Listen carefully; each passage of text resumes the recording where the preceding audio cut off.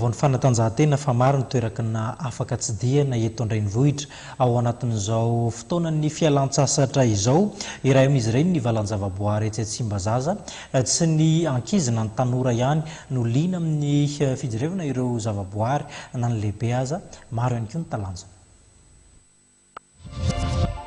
Mbola mahasarika ny olona hatrany ny mitsidika amin'ny valan-javaboary etsy Tsimbazaza tsy ny tompon-tany ihany no tonga mitsangatsangana ety fa hatramin'ireo olona lavilavitra. Samy manana ny antony mety hatongavany ety ireo mpitsidika toy ity iray mpianakaviana iray ity. Zay avy any ambanivohitra lavitra be ireto. Raha tonga aty mitondra ankizy manao vakansy. Efa fanotelo angamba. Eto zany efa mahazatra anay. Hoy eto mahafinaritra misy zavatra tsy fahita.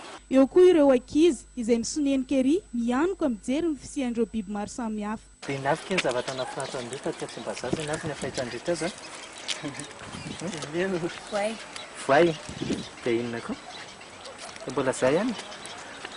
Dia ahoana mbola heverina aty ve manaraka rehetra ka hoentiny dadasinay aty indray? Hita fa tsy mbola lefy ny fitiavan'ny olona nyity parka Tsimbazaza ity ary dia mitomandavana hatrany ireo mpitsidika azy fa indrindra amin'izao fotoana fialan-tsasatra izao.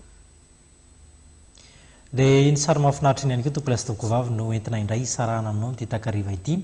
Ametrahana veloma mandrapitafa ho amin'ny manaraka ihany koa. Veloma tompoko.